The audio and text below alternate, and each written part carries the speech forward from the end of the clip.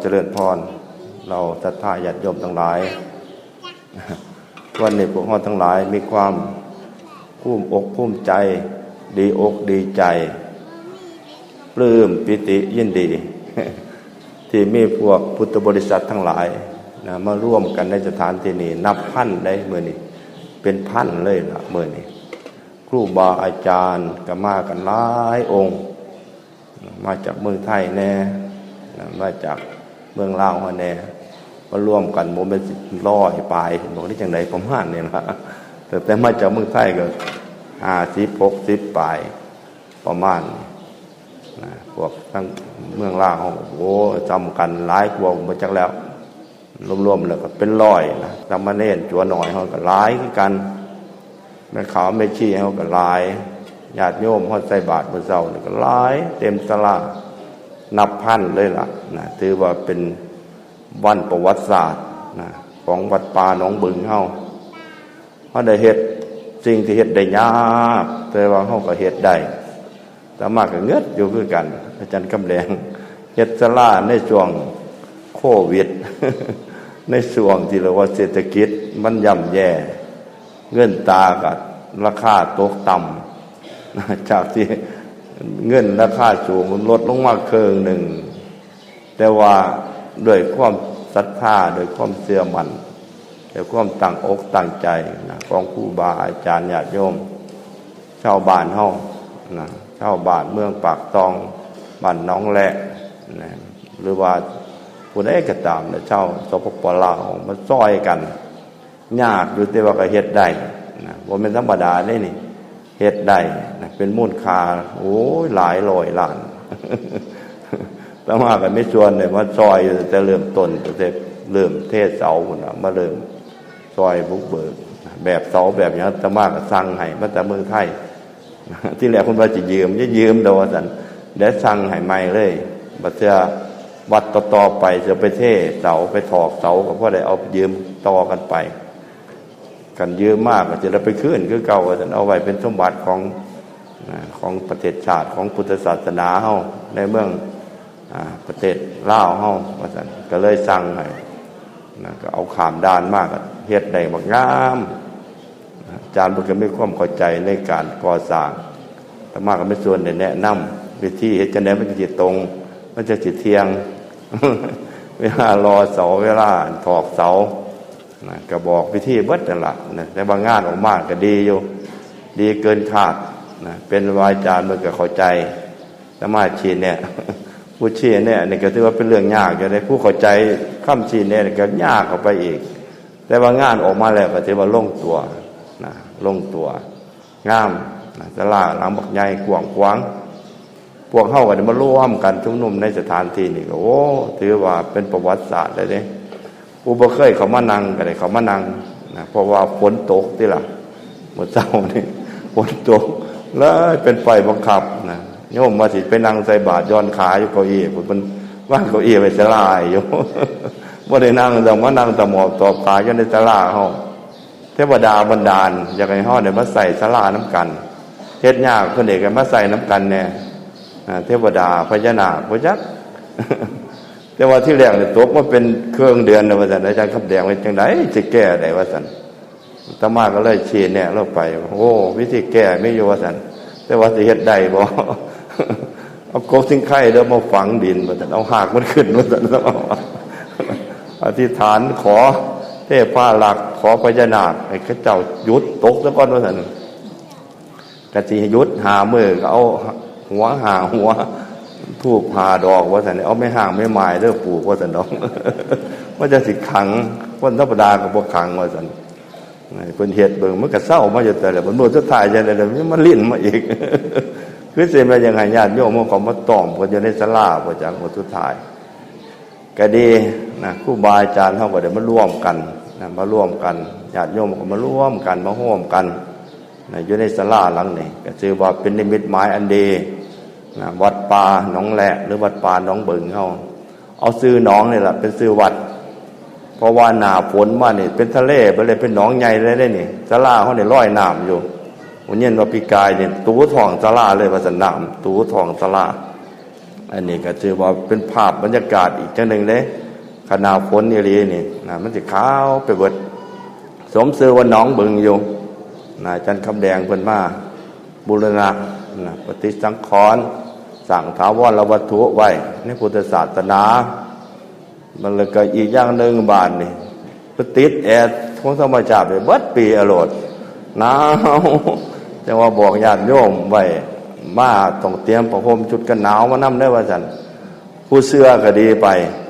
ผู้บ่เสื้อที่มันเป็นไปบ่ได้ดอกว่าซั่นอยู่เมืองไทยจังฮ้อนปานนี้เมืองลาวสิไกลกันปานใดมันสิไปหนาวได้จังได๋ว่าซั่นผู้นั้นก็เชื่อว่าตัวไผตัวมันมันมาฮ้อนแล้วก็โอ้ยบ่ติดแอร์ไว้ประจำเบิดปีนะเบิดแรงเบิดฝนแต่มากพอสมัยหนึ่งหน้าหนาวน่ะหนาวมาหน้าร้อนก็ยังหนาวอยู่นะเพราะว่าเมืองปากซองเฮาสมชื่อว่าปากซองแดนหนาวเพราะว่าสูงกว่าระดับน้ำทะเล 1,300 ถึง 1,400 เมตรนะพื้นที่ของเฮานี่สูงสุดในประเทศลาวเลยล่ะอาตมาเคยไปแถวเมืองหลวงพระบางที่ว่าภูเขาสลับซับซ้อนน่ะไปวัดความสูงแล้วก็อยู่ยานประมาณ1,000เศษๆนะ 1,100 1,200 นี่ล่ะก็บ่สูงปานเมืองปากซองเมืองปากซองบ่แม่นภูเขาแต่มันเป็นเนินสูงจนเราว่า 1,300 ถึง 1,400 เมตรอันนี้ก็เลยว่าแห้งสูงแห้งหนาวค่าเฉลี่ยของอากาศเนี่ยเขาว่า100 เมตรนี่ความหนาวมันจะเพิ่มขึ้น1 องศาทุก100 เมตรคัน1,000 เมตรเนี่ยก็10 องศาเลยทีละถ้าข้างล่างเฮานี่อยู่ยานประมาณยานจัก200 เมตรแล้วก็ความหนาวอยู่35 องศาตัวนี้ก็ลบลงมาโลดลบลงมาอยู่ประมาณ10 องศาก็เหลืออยู่25แต่ว่าเบิ่งประหลอดมื้อเช้านี่20 องศาตอนเช้าซ้ำแอร์บ้านเฮานี่เปิดแอร์ก็ปรับอุณหภูมิอยู่ประมาณ20 ถึง 23 องศาซ้ำว่าติดแอร์ไว้เลยแล้วบาดนี่ติดแอร์ไปทั่วเมืองเลยอันนี้ก็เป็นปรากฏการณ์พิเศษนะประจำท้องถิ่นแต่ว่าครูบาอาจารย์มาเห็นหลวงตาหลวงปี่เพิ่นโอ้ยมองนี่อายุยืนได้นี่อากาศเย็นสิเฮ็ดให้ร่างกายของเฮาบ่เผาผลาญหลายนะร่างกายเฮาก็สิทนทานอายุสิยืนอากาศดีอาหารดีนะการออกกำลังกายเหมาะสมนะสิเฮ็ดให้ร่างกายของเฮานี่ทนทานอายุยืนนะอันนี้ก็ถือว่าเป็นโชคเป็นวาสนาของชาวเมืองปากตองเฮาจังว่าอาจารย์คำแดงเพิ่นมาอยู่ก็ติดใจมาอยู่เลยก็อยู่เลยแล้วบาดนี้สร้างบุคลากรพระเนรญาติโยมเฮาต่อไปกับพระกันมานะประพฤติปฏิบัติธรรมมาให้ทานมารักษาศีลมาภาวนาสิ่งเหล่านี้ล่ะมันสิเป็นจุดเปลี่ยนของพวกเราทั้งหลายให้มันดีขึ้นคันเฮาบ่ให้ทานรักษาศีลหรือปฏิบัติภาวนานี่เฮาสิอยู่คือเก่าก็เฮาสิต่ำลงกว่าเก่าธรรมชาติของคนนี่มันสิเฮ็ดในสิ่งที่เจ้าของมักแต่ว่าแนวเฮามักน่ะมันนั่นน้ำเสือน่ะมันบ่ถึกศีลถึกธรรมเฮาแยกแยะบ่ออกนะเฮาก็เลยเอาอารมณ์ความชอบใจนี่ล่ะเป็นเครื่องตัดสินในการดำรงชีวิตประจำวันของเฮาคันเฮามักกินแซ่บว่าซั่นก็โอ้ยจังได๋มันสิแซ่บก็แนวสดๆเท่านั้นแหล้วว่าซั่นแนวสดๆก็ไม่หยังแหละว่าขาก็จะกินขางัวขาควายขาปูขาปลาขากินมันก็แซ่บแต่ผู้มักกินมักอยากนะเอาไปมามันก็เลยเฮาก็ไปทำลายชีวิตผู้อื่นมาเลี้ยงชีวิตเจ้าของพุทธเจ้าว่ามันบ่ดีเพราะว่าผู้นึงน่ะถึงตายบ่ได้ทุกข์จนตายบ่เป็นธรรมดาเด้ตั้งแต่อันน้ำปักห้อยเสื้อนี่ก็พอแห้งแล้วอันนี้ฆ่ากันบ่เป็นธรรมดาจังว่าพุทธเจ้าเพิ่นว่าอย่าไปฆ่ากันกินมนุษย์เฮานี่เป็นสัตว์ที่ประเสริฐเป็นคนมีความสามารถ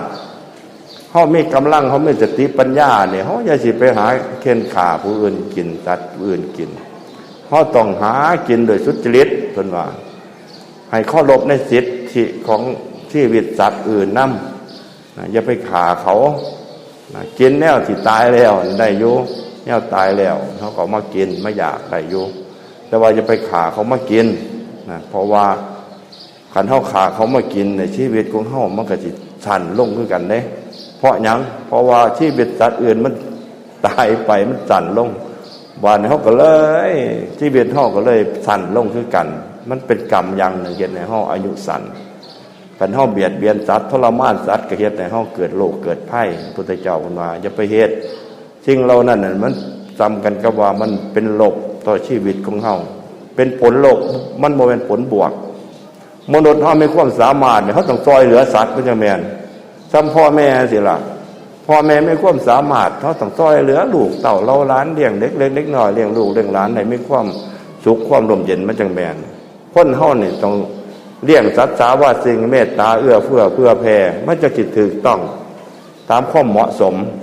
นะคันเฮาสิเอากำลังเฮาไปข่มเหงสัตว์อื่นมันก็โอ้ยชนะได้เขาก็บ่ให้คะแนนเฮาดอกผู้ใหญ่รังแกเล็กน้อยมนุษย์รังแกสัตว์ทั้งหลายนี่ชนะได้เขาก็บ่ให้คะแนนเขาบ่ย่องเฮาว่าดีดอกเพราะว่าเฮาไปทำลายชีวิตผู้อื่นสัตว์อื่นแต่ว่าพุทธเจ้าน้อยพากันมีศีลเด้ออย่าไปฆ่ากันนะเฮาพยายามช่วยเหลือกันน่ะดีกว่าเฮ็ดในสิ่งที่ตรงกันข้ามนะกันรักษาว่าสิ่งป่วยไข้เฮาก็รักษามันบาดเจ็บเฮาก็รักษาสั่นช่วยเหลือสัตว์สิได้ซุ่มได้เย็นจังว่าในยกภาษีอ่านเพิ่นว่าสัตว์สาว่าสิ่งนี่สิถือกันคือกันกับหมู่คือกันกับมิตรสหายคือพ่อคือแม่คือลูกคือเต่าสัตว์จะบ่เบียดเบียนกันคนก็บ่เบียดเบียนกันมันเรียกว่ามีธรรมสองอย่างคือมีศีลกับมีเมตตาเสมอกันบ่ว่าคนบ่ว่าสัตว์สีอริยเมตไตรมีศีลกับมีเมตตาสองอย่างนี่เป็นพื้นฐานของความรู้สึกสัตว์โลกในยุคนั้นสัตว์สิบ่เบียดเบียนแข่งขากันสิมีความหักมีความแพงกันซ้ำกันกับพี่กับน้องกันเลยการผู้ใดเกิดก่อนก็ถือว่าเป็นพี่เกิดรุ่นก็ถือว่าเป็นน้องผู้มีไหวมีอันนี้แน่ก็ถือว่าเป็นพ่อเป็นแม่เป็นพี่ป้าน้าอาไปซั่นนะเฮาเคารพกันในลักษณะนั้นซั่นอันนั้นมันก็เลยเป็นสังคมที่มีความสุขอายุก็ยืนคนเฮาถ้าบ่เบียดเบียนเข็นขากันอายุก็ยืนในยกภาษีอริยเมตไตรเนี่ยอายุยาวถึง 80,000 ปีบางที 80,000 ปีแต่ว่าในยุคท่อนเนี่ยอายุสั้นบ่เกิน100 ปีนะแต่ว่าเมืองไทยเมืองลาวหัวอายุ74 75 ปีเฉลี่ยแล้วนะประมาณนี้ล่ะเพราะว่ามันเขตฮ้อนอายุบ่ยืนเขตโซนยุโรปก็อายุเฉลี่ยแล้วถึง90 ปีเขตเมืองหนาวส่วนหนึ่งก็คือพวกเฮาทั้งหลายนะมีศีลกันนี่ล่ะการที่เฮามีศีลนี่มันสิต่ออายุของเฮาให้มันเพิ่มมากขึ้นเพิ่นว่าทุกๆ100 ปีนี่ถ้าเฮามีศีลนี่มนุษย์ในสังคมใดก็ตามรักษาศีลกันนี่มันจะเพิ่มขึ้น1 ปีทุก100 ปีเพิ่มขึ้น1 ปีถ้าเฮามีศีลมีธรรม1,000 ปีก็เพิ่มขึ้นอายุไขเพิ่มขึ้นอีกเป็น10 ปีนะก็เป็น10,000 ปีก็เพิ่มเป็น100 ปีไปเลยแล้วมันจะเพิ่มไปเรื่อยๆสิในลักษณะจนถึงก็ว่า100,000 ปีมนุษย์เฮานี่มีอายุยืนถึง100,000 ปีอยู่เด้นะถึง100,000 ปีแต่ว่ายุคอายุ100,000 ปีพระพุทธเจ้าสิบ่อุบัติบังเกิดขึ้นเพราะว่าคนสิบ่เห็นความแก่ความเจ็บความตายคนสิบ่สังเวชนะพุทธเจ้าสิอุบัติขึ้นมาในยุคที่คนเริ่มตกใจเริ่มปรากฏสิ่งที่บ่ชอบใจคือความแก่ความเจ็บความตายอายุสัตว์โลกของเฮาอายุมนุษย์สิลดลงมาเหลือ 80,000 ปีคนเริ่มกลัวเวลาเกิดความแก่ความเจ็บความตายนะคณะนั้นแหละคือพระพุทธเจ้าอยู่วัดขึ้นมาในยุค 80,000 ปีภาษีอริยเมตไตรเฮาคือกันอยู่วัดขึ้นมาในยุคนั้นเพราะว่าธรรมที่เพิ่นแสดงนี่คือทุกข์สมุทัยนิโรธมรรคนะซึ่งเป็นหัวใจพระพุทธศาสนาของเฮาทุกข์ก็คือความที่เฮาบ่ชอบใจนั่นล่ะมันทนได้ยากความแก่ความเจ็บความตายเนี่ยมันทนได้ยากเป็นปัญหาชีวิตของคนทุกยุคทุกสมัยเพิ่นก็เลยมาหาคำตอบในสิ่งที่เรียกว่าเป็นโจทย์ของปัญหาในแต่ละยุคแต่ละสมัยเพิ่นหาคำตอบได้แล้วหาวิธีแก้ได้แล้วโจทย์ตัวนี้เพิ่นแก้ได้แล้วนะเพิ่นก็เอาคำตอบหรือว่าเอาเฉลยมาที่แนะพวกเขาทั้งหลายให้แก้ปัญหาคือความแก่ความเจ็บความตายที่มันเป็นเครื่องห้อยข้อเฮาอยู่ตั้งแต่มื้อเกิดคันเฮาเกิดขึ้นมาชื่อว่าทรัพย์สมบัติเราเนี่ยคือความแก่ความเจ็บความตายเนี่ยมันห้อยข้อติดตามเฮามาบัดสุดท้ายเฮาก็สิได้พ้อเบิดตลอดทุกสิ่งทุกอย่างแม้นเฮาบ่ทันพ้อต่อไปมันก็สิพ้อคำว่าความแก่ความเจ็บความตายเป็นปัญหาประจำสัตว์โลกพุทธเจ้าของเฮาเนี่ยเพิ่นบอกเพิ่นฮู้จักปัญหาเรานี่แหละก็ฮู้จักวิธีแก้ปัญหาเรานี่มันเกิดขึ้นมาเพราะความเกิดว่าซั่นถ้ามีความเกิดแล้วก็มีความแก่ความเจ็บความตาย พระพุทธเจ้าอะไรจะได้คนจังสิบ่เกิดว่าซั่นมันต้องมีล่ะวิธีเฮ็ดให้คนเกิดก็มีวิธีคนที่จะบ่เกิดก็ย่อมมี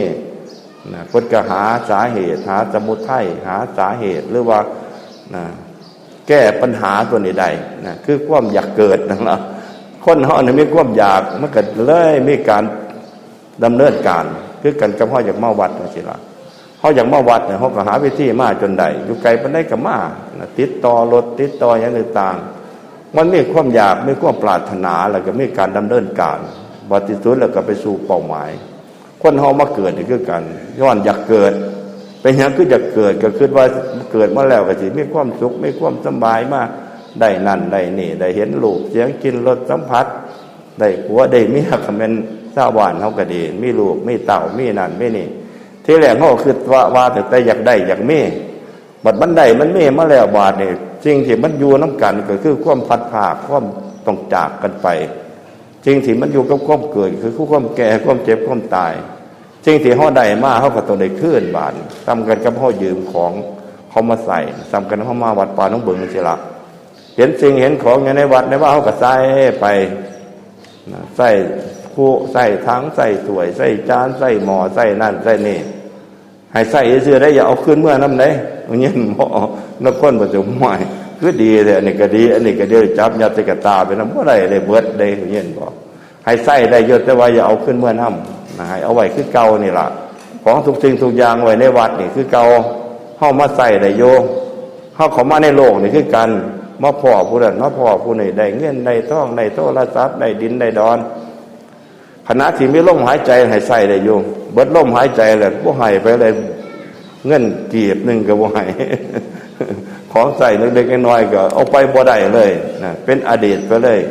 คือที่ดินที่ดอนก็เป็นอดีตไปเลยเอาไว้ผู้เขามาเกิดใส่ต่อไปอันนี้ล่ะคือจริงแล้วนี่แหละมันเป็นสมมติที่เฮามาพ้อกันแล้วก็ที่สุดแล้วก็ต้องเอาทิ่มไว้นี่ล่ะนะสังขารทุกสิ่งทุกอย่างมันมีความเสมอกันจังว่าสิ่งที่เฮาอยากได้หรือบ่อยากได้แต่ว่าต้องได้กันทุกคนนี่คือบุญบาปการกระทำทุกสิ่งทุกอย่างการที่เฮากระทำด้วยตัวเจตนานั้นมันสิไปอยู่ใจเฮาทุกคนตัวเจตนาเป็นตัวกรรมสิ่งดีมันก็เป็นบวกเป็นกำไรชีวิตของเฮาสิ่งที่บ่ดีเนี่ยเป็นลบคันแม่นค้าขายง่ายมือเฮาก็สิรู้จักเรื่องบวกเรื่องลบเรื่องขาดทุนเรื่องกำไรหรอกชาวบ้านเฮาก็พอเข้าใจได้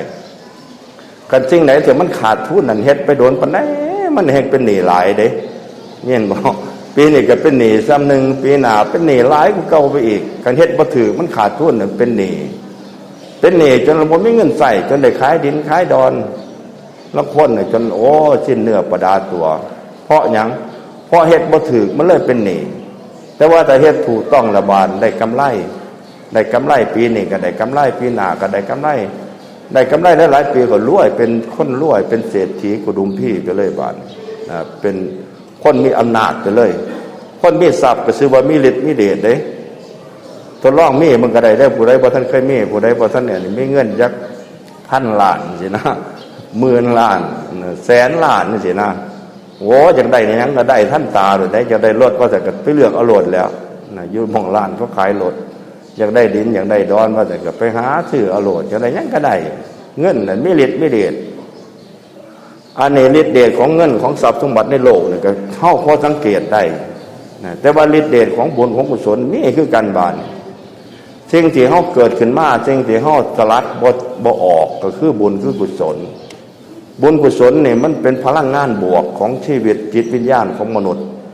แต่ว่าบาปอกุศลน่ะเป็นพลังงานลบบาดนี่ถ้าเฮ็ดบาปเฮ็ดอกุศลได้หลายจิตใจเพราะมันสิเสื่อมสมรรถภาพลงไปจากเป็นคนที่มีสติมีปัญญามีแสงสว่างมันเฮ็ดให้จิตใจมันหดหู่จิตใจมันมืดมนอนตการจิตใจมันตกต่ำถูกอารมณ์ความโลภโกรธหลงครอบงำซ้ำกันกับนายกันเฮาเข้าใจเรื่องนายเรื่องบ่าวนี่นายสั่งจังได๋ก็ได้ไปสั่งให้ลุกก็ลุกสั่งให้นอนก็นอนสั่งให้ตื่นดึกก็ได้ตื่นดึกเมื่อยก็บ่ได้เศร้าอะไรกันนายสั่งนะเฮ็ดไปตามนายสั่งคันบ่เฮ็ดว่าซั่นนายก็ดุด่านายก็เบียดเบียนทำลายนะนักเทื่อก็บ่ให้กินข้าวมันสิทรมานผู้สิเป็นลูกน้องผู้สิเป็นทาส นายสิเป็นในลักษณะสั่นกิเลสตัณหาความโลภความโกรธความหลงถ้ามันได้เป็นนายคนละบาดก็โอ้ยนอนก็บ่เต็มตาแล้วบาดปลุกให้ลุกความโลภมันปลุกให้ลุกปลุกให้ลุกไปลักก็ได้ไปฆ่ากันก็ได้เฮ็ดให้ทุกสิ่งทุกอย่างนั่นแหละมันสิใส่เฮาไปเฮ็ดกรรมอันเป็นทุจริตเฮ็ดไปแล้วบาดเฮาก็ได้รับผลกรรมได้รับความทุกข์ความเดือดร้อนความโกรธเกิดขึ้นว่าจะก็นอนบ่หลับอยากนอนหลับก็นอนบ่หลับเพราะความบ่พอใจความโกรธเครียดให้พ่อบ้านเครียดให้แม่บ้านเครียดให้เพื่อนบ้านเครียดให้ผู้นั้นเครียดให้ผู้นี้ก็บ่เป็นธรรมดาได้มันนอนบ่หลับคนใดบางคนกินยานอนหลับจนติดเลยบางคนก็เดี๋ยวไปมากก็เป็นโรคเป็นไข้มันเครียดมากเนี่ยมันเป็นโรคซึมเศร้านั่งก็บ่สงบจิตใจมันหลุดออกจากร่างกายไปเลยมันหลุดโลกไปเลยเพราะความเครียดเป็นเหตุบางคนเนี่ยเกิดความดันโลหิตสูงก็เลือดแตกปากแตกดังไปเลยก็มีไม่เครียดจัด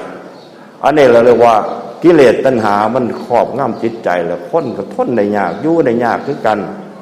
ตัวนี้เป็นพลังงานลบพวกเฮาต้องทำความเข้าใจทำความเรียนรู้พุทธเจ้าพนว่าถ้าเฮาฮู้แล้วแก้ไขได้จะมีวิธีแก้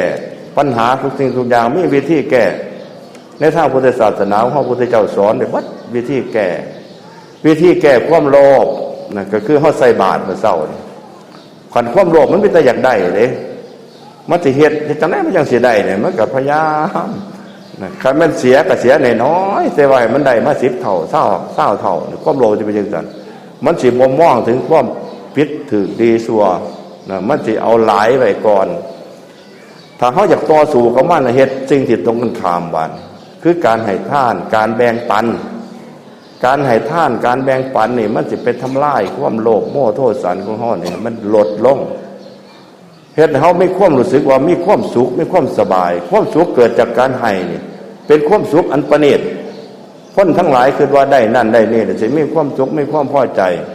แต่ว่าในทางศาสนาของเฮานี่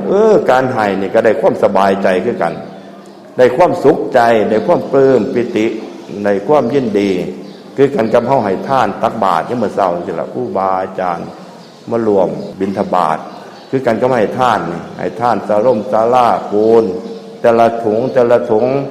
นะเล็กแดงหยังแน่ปัจจัยที่เฮาได้ช่วยกันเป็นผลงานของเฮาได้นี่สิ่งนี้สิบ่สูญเปล่าเฮามีหวังพุทธเจ้าว่าการให้ทานการแจกแบ่งนี่เป็นสิ่งที่บ่สูญเปล่าคือกันกับเฮาหว่านเมล็ดพันธุ์ลงไปในดินเม็ดข้าวเม็ดหยังเฮาหว่านลงไปในดินบ่สูญเปล่าเด้เม็ดข้าวตกลงไปในดินบ่กลายเป็นหญ้าก็แล้วกันน่ะกลายเป็นต้นข้าวขึ้นมาอีกเม็ดนึงเนี่ยมันสิได้ข้าวอีกหลายเมล็ดน่ะเป็น10เป็น100ก็ได้เฮ็ดได้หลายเทื่อหลายปีได้มาเป็น100เท่าพันเท่าหมื่นเท่าสามารถที่จะเลี้ยงปากเลี้ยงท้องเฮาได้ตลอดปีการให้ทานเนี่ยจึงบ่เป็นสิ่งที่สูญเปล่าแต่ว่าการเฮาไปซื้อสิ่งซื้อของได้มาแล้วก็แล้วสิไปคิดเอาบุญนำการซื้อสิ่งซื้อของบ่ได้เด้แต่ว่าการที่เฮาเสียสละทรัพย์ลงไปนะเพื่อประโยชน์แก่มหาชนเฮาสร้างประโยชน์หลายเท่าใดเฮาแฮงได้ค่าตอบแทนหลายเท่านั้นอย่างเฮาสร้างศาลาสิเป็นประโยชน์แก่มหาชนเป็นประโยชน์แก่พุทธศาสนาเฮาลงทุนไปเนี่ยมันสิผลิตบุญขึ้นมาทุกมื้อทุกวันทุกเดือนทุกปีตลอดจนพุละจนบ่มีพระสงฆ์องค์เจ้าคนเศร้าเลื่อมใสพุทธศาสนาบุญมันก็จังสิบ่ได้เกิดนะเพราะว่าสถานที่นี่มันเป็นที่บำเพ็ญบุญพวกเฮามาทำบุญให้ทานแต่ละมื้อแล้วก็รักษาศีลยามวันศีลวันอุโบสถหรือยามมีการมีงานบุญกฐินบุญผ้าป่าคือจังซี่ล่ะเฮามาบำเพ็ญบุญมันเกิดขึ้นเฮาก็มีส่วนแบ่งแห่งบุญหรือว่าเฮาบ่ได้มาบาดนี่เฮาคิดว่าเพิ่นมีบุญมีงานศาลาหลังนั้นเฮาก็ได้สร้างว่าซั่นนี่เฮาก็มีส่วนแบ่งกันเด้เพราะว่าศาลาหลังนี้เฮามีส่วนได้สร้างจังว่าพุทธเจ้าเพิ่นว่าบุญเกิดจากการถวายศาลาเนี่ยเพิ่นว่าได้ทั้งกลางวันกลางคืนและก็ได้ไปจนตลอดกาลนานจนกว่ามันสิพังบ่น่ะไปซ้ำกันก็สร้างโรงแรมไว้ห้องแรมไว้นำสถานที่ต่างๆเฮ็ดน่ะมันยากอยู่แต่ว่าเฮ็ดแล้วมันเก็บเกี่ยวผลประโยชน์ไปอีกหลายปีคนมาพักย่ำใดก็เก็บเงินทุกมื้อทุกคืนไปได้ค่าตอบแทนชั้นใดคือกันบุญที่เฮาได้เสียสละลงไปด้วยสาเหตุที่ใจเฮาเป็นบุญจักคนเบื้องต้นเสียสละทรัพย์สมบัติมากหน่อยก็ตามสิ่งเหล่านั้นมันเฮ็ดให้เกิดสำเร็จศาลาหลังนี้ขึ้นมา เมื่อบุญกุศลมันเกิดขึ้นจากคนมาประพฤติปฏิบัติในศาลาหลังนี้ให้ท่านรักษาศีลภาวนาเฮาก็ย่อมจะมีส่วนแบ่งแห่งบุญเมื่อเฮาระลึกว่าเฮาได้สร้างได้ซอยได้เฮ็ดน้ำเพิ่นว่าซั่นเฮาก็มีส่วนแบ่งบุญเกิดขึ้นที่ใจเฮาสิมีความหวังเฮาสิมีความสุขใจมีความเอิบอิ่มใจนะมีปีติปราโมทย์บ่คิดเสียดายคิดว่าเฮาเฮ็ดไปแล้วควรแล้วสิ่งเหล่านี้แหละมันสิเป็นความหวังของพวกเฮาทั้งหลายกันเฮาได้เฮ็ดด้วยความตั้งใจสิ่งนี้สิบ่เลื่อนล่างหายไปจากใจเพราะว่าเวลาสุดท้ายเนี่ยคนว่าบุญตัวนี้มันจะไปกระตุ้นจิตเฮาเฮ็ดให้เฮามีสติเฮ็ดให้เฮามีหวังคือกันกับคนสิเดินทางคนสิเดินทางเนี่ยเวลาเฮามีเงินน้อยเงินหลายก็ตามติดไม้ติดมือในส่วนนั้นล่ะมันจะเป็นประโยชน์แก่เฮาเงินที่ไปอยู่กับผู้อื่นเป็นประโยชน์สำหรับผู้อื่นแต่ว่าเงินที่อยู่กับตัวเฮาเป็นประโยชน์สำหรับตัวเฮาบุญกุศลที่เฮาได้เฮ็ดได้ทำเวลาก่อนจะตายเพิ่นว่าถ้าเฮาระลึกได้ส่วนนั้นล่ะมันจะเป็นแรงบันดาลใจเฮ็ดให้เฮามีสติสัมปชัญญะก่อนตายพุทธเจ้าว่าถ้าเฮามีสติบ่หวาดกลัวก่อนตายเพิ่นว่าตายแล้วไปสุคติโลกสวรรค์ขณะไปเกิดในสวรรค์นี่ความสุขมันประณีตจนละว่ามันเริ่มโลกมนุษย์เลยเด้บางคนบางทีก็คิดว่าโอ้ไปเกิดสวรรค์น่ะคิดทอดเมืองมนุษย์จะมากลับมาเกิดเมืองมนุษย์อีกสวรรค์นั่นเพิ่นว่ามันความสุขความประณีตเนี่ยมันประณีตกว่าโลกมนุษย์วิมานก็เป็นทิพย์อาหารก็เป็นทิพย์ผ้าก็เป็นทิพย์นี่แต่เนี่ยเป็นทิพย์เบิด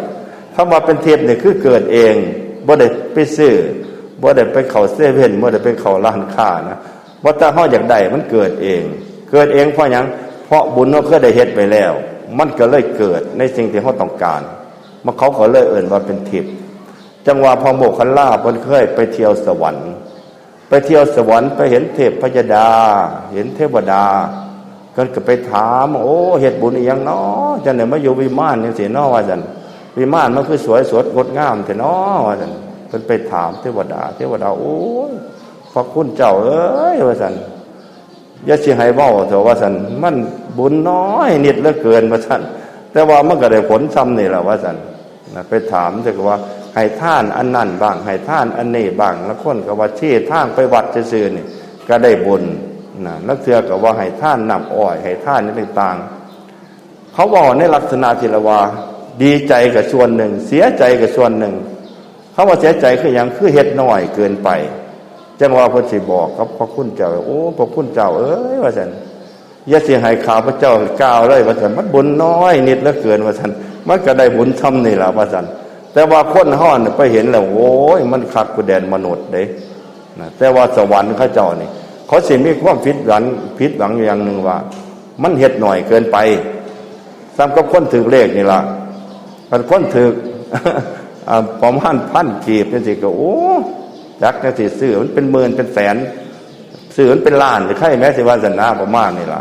แต่ว่าคนที่ไปสวรรค์ได้นี่มาคำนึงว่าโอ้ยซ้ำนี่เฮาเฮ็ดซ้ำนี่เฮาก็ยังได้บุญซ้ำนี่โอ้เสียดายเฮาน่าจะเฮ็ดหลายกว่านี้นะประมาณนี่ล่ะเพราะหยังเพราะว่าเฮ็ดซ้ำนั้นมันก็มีผลหลายนะจนนับประมาณบ่ได้จังว่าสิ่งที่เฮาเฮ็ดลงไปแต่ไม่เฮ็ดถูกต้องแล้วไม่มีผลลัพธ์มหาศาลเด้ซ้ำซื้อเลขถูกนี่ล่ะไปซื้อเลขถูกนี่มีผลลัพธ์หลายเท่านะแต่ว่าก็ซื้อบ่ถูกศูนย์เปล่าไปเลยละบาทเบิดบางหลายแต่ว่าบ่ถูกนี่ก็โอ้นี่ก็โตไผโตมันนี่ละคนก็สิ้นเนื้อประดาตัวคือกันจังว่าการเฮ็ดบุญเนี่ยเฮาต้องพยายามเฮ็ดให้ถูกอย่าเฮ็ดผิดคันเฮ็ดผิดบ่ได้มิจะเสียเปล่าถ้าเฮ็ดถูกนี่ได้การให้ทานต้องให้ทานในสิ่งที่เป็นของเฮาอย่าไปยืมเขามาทานอย่าไปลักของผู้อื่นมาทานอย่าไปขายชีวิตผู้อื่นมาทานให้เป็นทรัพย์สมบัติที่เฮาหามาได้ด้วยความสามารถของเฮาเป็นสมบัติของเฮาและก็เฮาต้องเป็นผู้มีศีลนำเป็นผู้มีศีล5พระอานิสงส์มันสิเพิ่มขึ้นไปอีกเป็น100 เท่าพันเท่าให้ทานแก่ผู้มีศีลด้วยศีล5ศีล10ศีล227เมื่อครบองค์3อย่างนี่3องค์ประกอบ3อย่างนี่มันสิมีพระอานิสงส์นะเป็นพันเท่าหมื่นเท่าแสนเท่าถ้าเฮาให้ทานแก่ผู้มีธรรม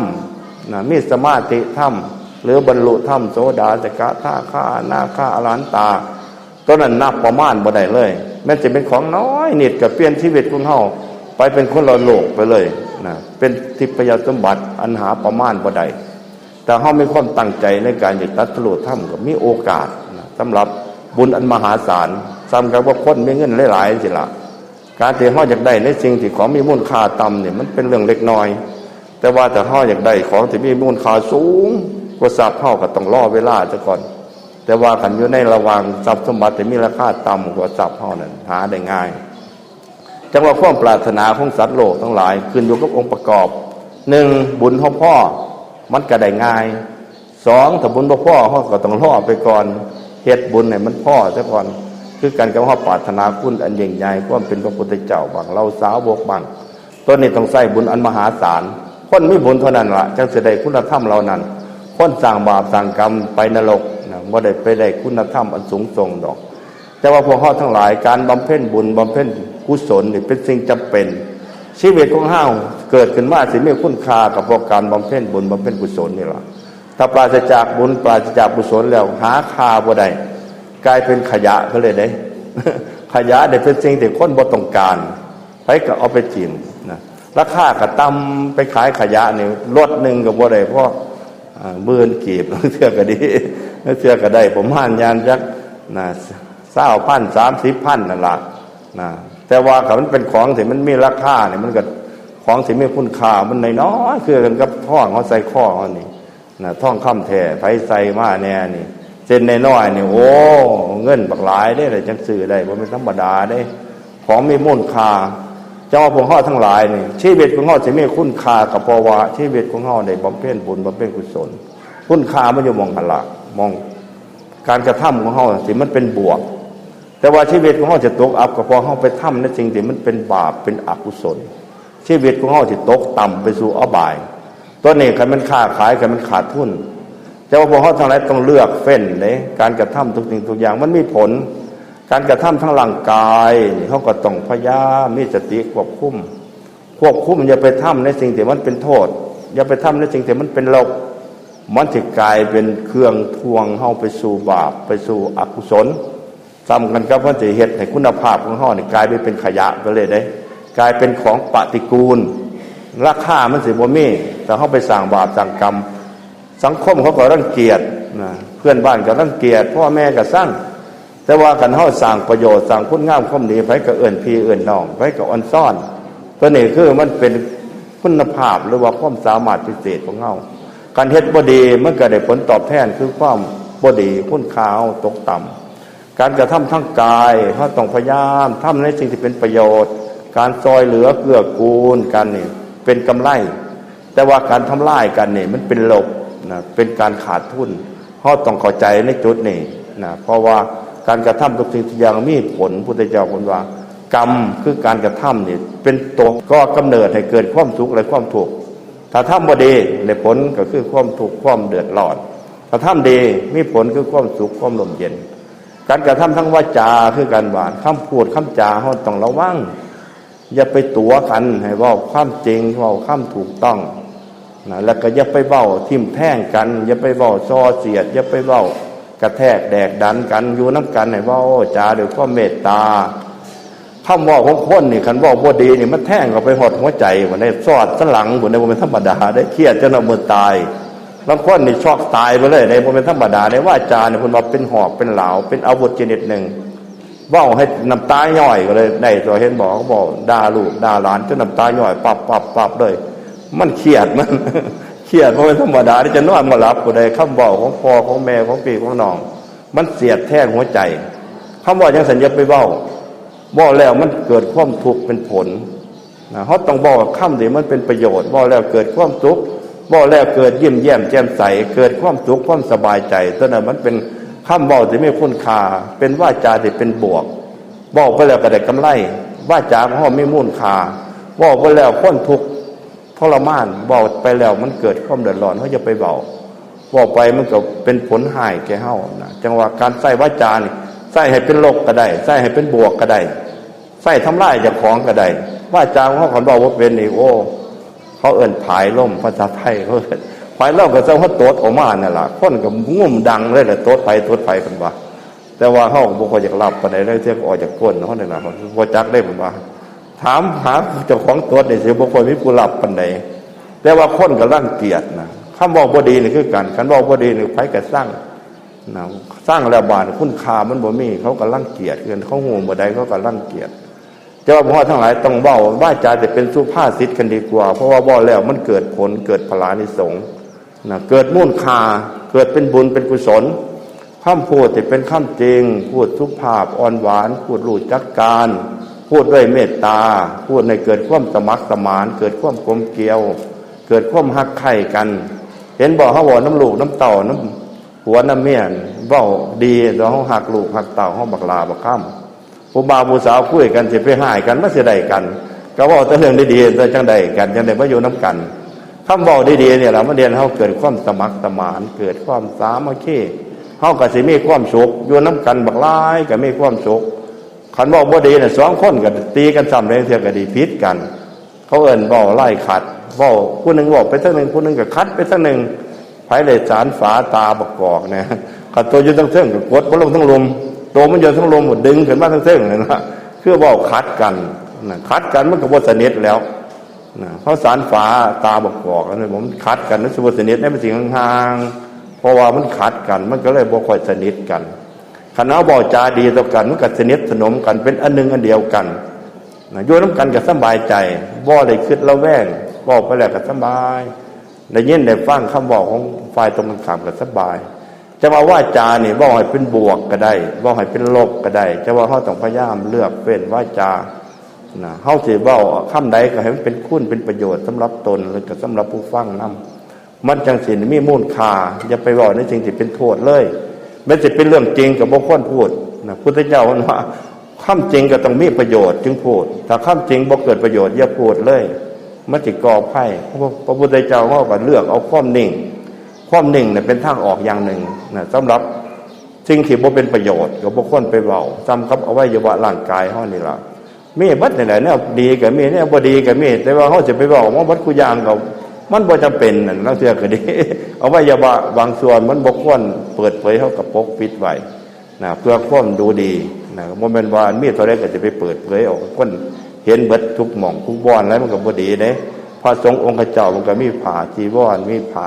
อันนี้นุ่งห่มเพื่อปกปิดอวัยวะบางส่วนอันบ่เหมาะสมญาติโยมเฮาคือกันนั่นล่ะมีผ้าปกปิดไว้นะเพื่อความงามว่าจาเฮาต้องเลือกเฟ้นนะหลักพุทธศาสนาของเฮาให้เว้าให้มันเป็นกำไรอย่าบอกให้มันขาดทุนนะเฮาจังสิเป็นคนที่มีคุณค่าเว้าขึ้นมากก็เป็นที่น่าฟังของคนฟังอีกอย่างหนึ่งบาดจริงที่เฮาลืมแล้วก็เฮาก็บ่คิดว่ามันมีอยู่หรือเฮาก็คิดว่ามันเฮาก็บ่จำเป็นนี่คือความนึกความคิดของพวกเฮาทั้งหลายพุทธเจ้าเพิ่นสิสอนไปฮอดใจเด้เรื่องกายเพิ่นก็สอนเรื่องวาจามันก็สอนเรื่องใจนี่ก็สอนคือกันความนึกความคิดของเฮามีอยู่ตลอดคันเฮาบ่สังเกตบ่ฮู้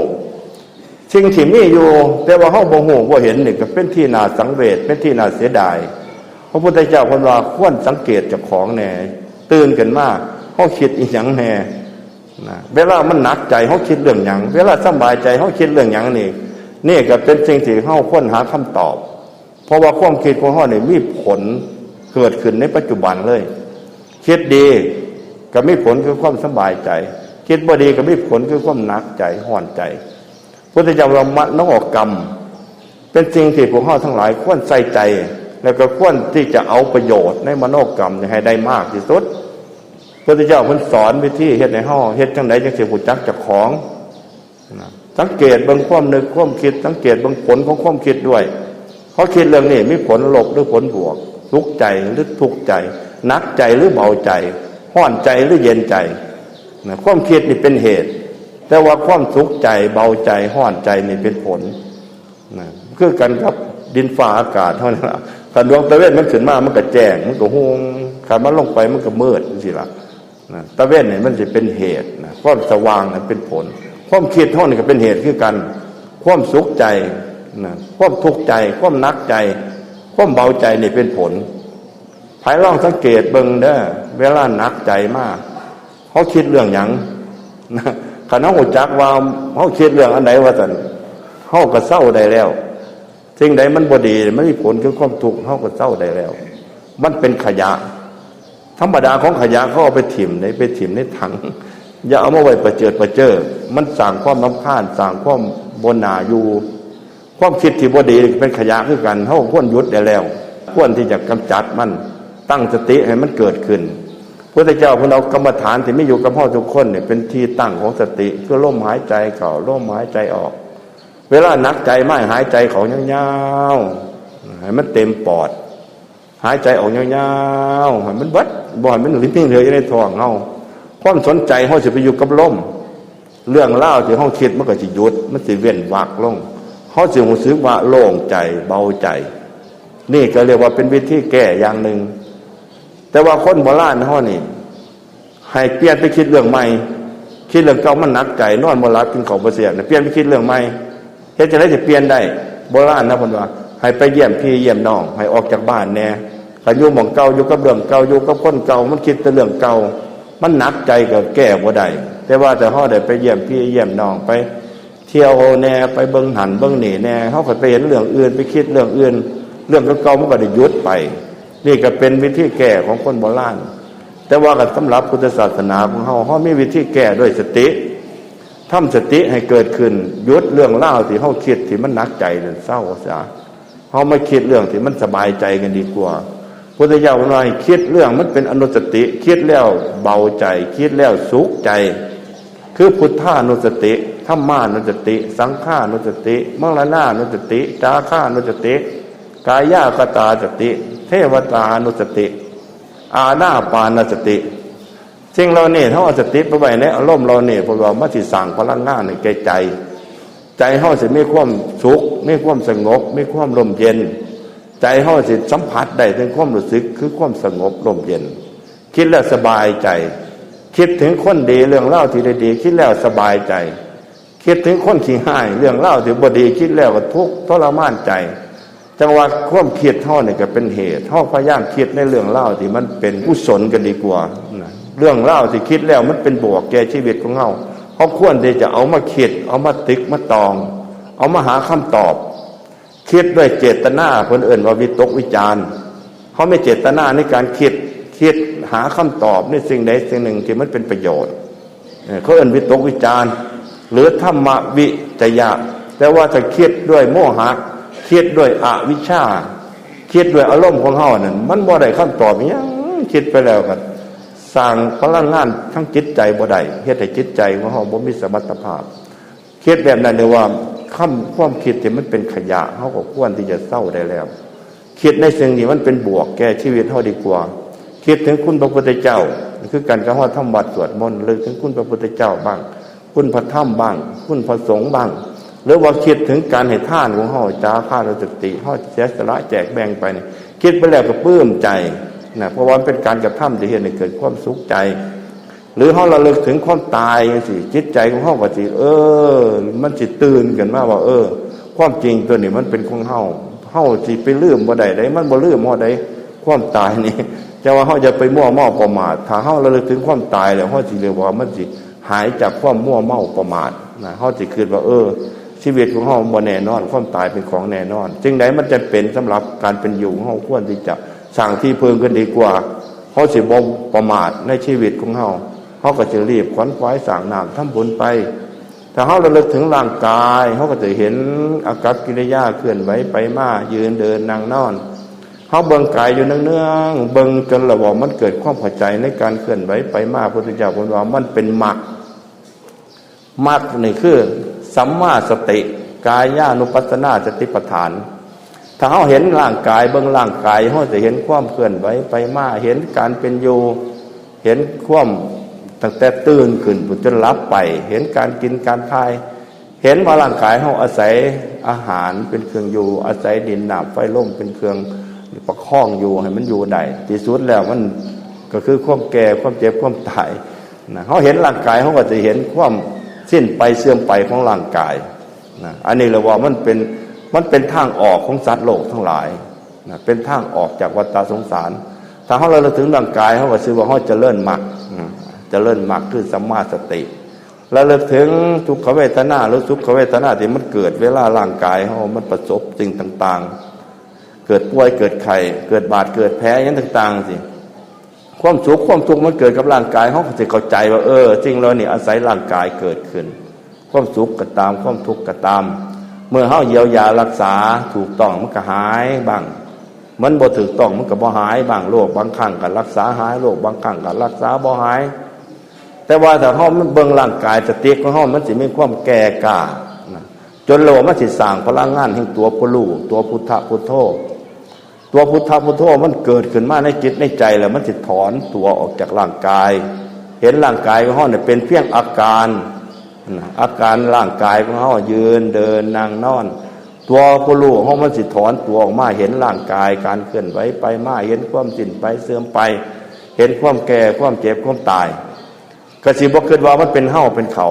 เพราะว่าตัวผู้รู้มันถอนออกมาแล้วคือกันกับเฮาออกไปจากศาลาจังซี่เฮาออกไปจากศาลาเฮาเห็นศาลาทั้งหลังเลยเด้เห็นว่าเป็นรูปร่างจังใดแต่ว่าถ้าเฮาอยู่ในศาลาเฮาเห็นแต่ภายใน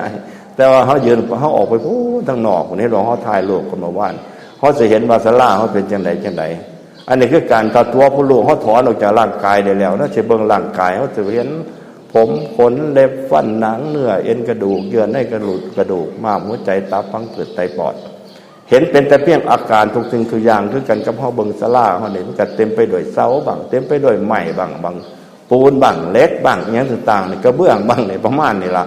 มาประกอบกันแล้วก็เลยกลายเป็นศาลานะแต่ว่าเฮาเบิ่งกระเบื้องเฮาเอิ้นกะโหลปูพื้นกะโหลมุงหลังคานะไม้แน่ยังแน่น่ะประมาณนี่ล่ะมันมีองค์ประกอบหลายอย่างมันจะเป็นรูปร่างศาลาขึ้นมาร่างกายเฮากันเป็นองค์ประกอบหลายอย่างมันก็เป็นร่างกายกันมาที่สุดของมันก็คือความ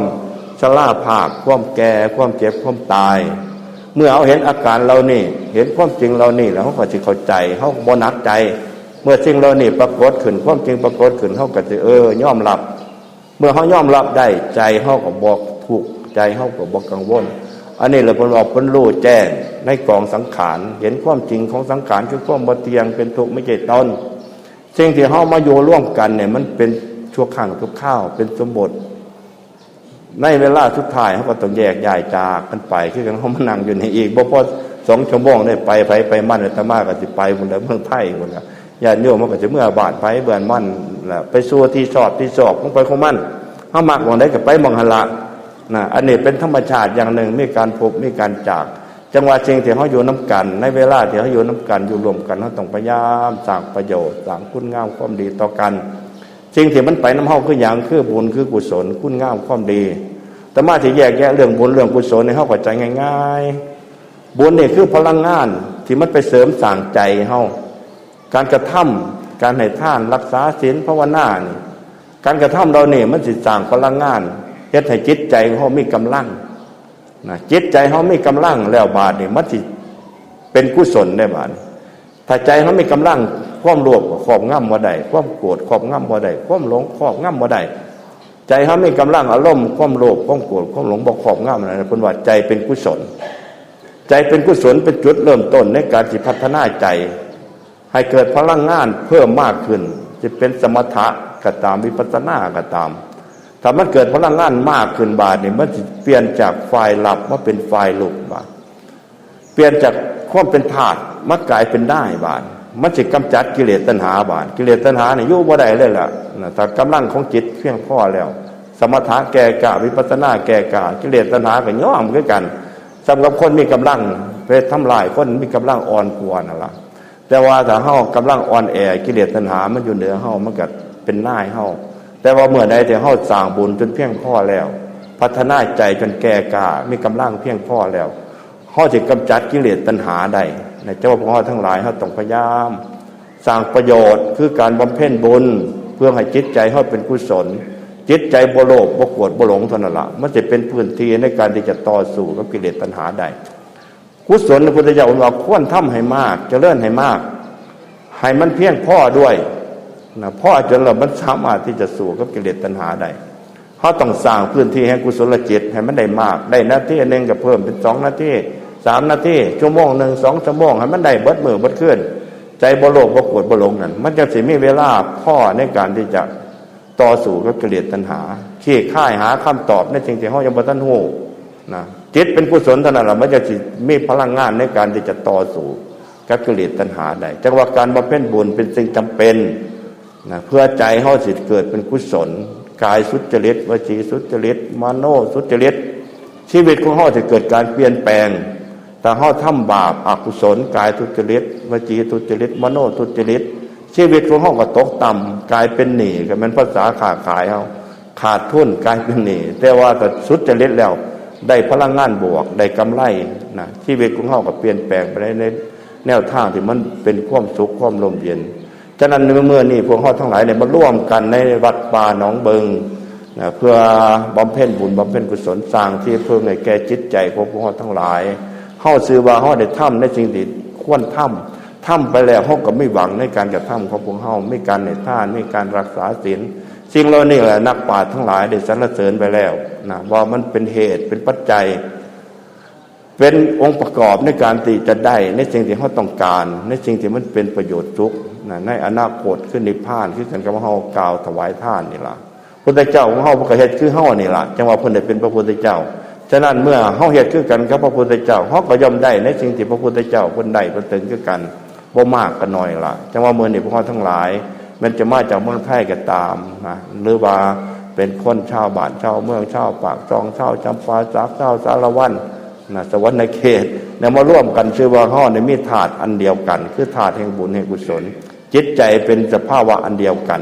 มันจึงมีพลังงานดึงโดดนะครูบาอาจารย์คำแดงก็ชื่อว่าเพิ่นได้ไปร่วมกันร่วมงานในสร้างประโยชน์แก่พวกเฮาก็ระลึกถึงเพิ่นเวลามีการมีงานเฮาก็มาสิล่ะนะมาสร้างบุญร่วมกันอีกพลังงานแห่งบุญเรานี่ล่ะมันจะเฮ็ดให้เฮาได้ไปพบพ้อกันในภายภาคหน้านะตราบใดที่เฮายังบ่ทันได้บรรลุมรรคผลนิพพานเฮาไปสร้างบุญร่วมกันอีกต่อไปอีกนะยาวนานจังว่ามื้อนี้เฮาได้มาทำในสิ่งที่ควรทำด้วยการให้ทานด้วยการรักษาศีลด้วยการภาวนาประพฤติปฏิบัติธรรมมาใน5มื้อแล้วตั้งแต่วันที่เท่าใดล่ะวันที่4ว่าซั่นตั้งแต่มื้อวันพระจนเราบ่ฮอดวันที่10แล้วมื้อนี้มื้ออื่นก็ปฏิบัติต่อไปอีกวันวิสาขะเดือน6เพ็ญนะเฮ็ดต่อไปอีกก็ได้อันนี้ก็อาตมาในฐานะเป็นครูบาอาจารย์มีส่วนได้มาซอยเหลือมีส่วนได้มาร่วมในการสร้างศาลาตั้งแต่เริ่มต้นพุ่นล่ะซึ่งญาติโยมเมืองไทยเมื่อสำเร็จแล้วก็ได้มีส่วนในการได้มาเฉลิมฉลองแสดงความชื่นชมยินดีกับศรัทธาญาติโยมเฮาก็อย่าถิ่มคุณงามความดีพยายามเอาใจใส่ในวัดว่าศาสนาสิ่งเหล่านี้เลยเป็นความหวังของพวกเฮาไปหวังในอื่นมันเพิงบ่ได้ดอกบ่ล่มเด้อตัวไผตัวมันแต่ว่าสิ่งเหล่านี้พระพุทธเจ้าเราเพิงได้เฮาก็มั่นใจได้เลยว่ามันสิเป็นที่พึงของเฮาการให้เสนาสนะมันสิก่อเป็นวิมานในสวรรค์สมว่าเฮาไม่วิมานกับผู้หลังได้อยู่ในสวรรค์นั่นเวลาตายไปก็จริงแล้วนี่ล่ะมันสิเป็นวิมานเป็นที่อยู่ของเฮาต่อไปในภายภาคหน้าจนาตมาในฐานะเป็นครูบาอาจารย์ก็ขอชื่นชมอนุโมทนาในกุศลเจตนาของศรัทธาญาติโยมทั้งหลายขออำนาจบุญกุศลที่เฮาได้กระทำบำเพ็ญมาตั้งแต่อดีตจนถึงปัจจุบันจงมาร่วมกันเป็นตบะเป็นเดชะเป็นพลวะปัจจัยทรงหนุนให้พวกเฮาทั้งหลายแคล้วคลาดปลอดภัยพ้นไปจากบ่วงม่านพ้นไปจากกิเลสตัณหาขอให้พวกเฮาทั้งหลายมีความสุขกายสบายใจเมื่อพวกเฮาปรารถนาในสิ่งหนึ่งสิ่งใดอันเป็นคุณเป็นประโยชน์ขอความปรารถนานั้นจงสำเร็จทุกสิ่งทุกประการเถิด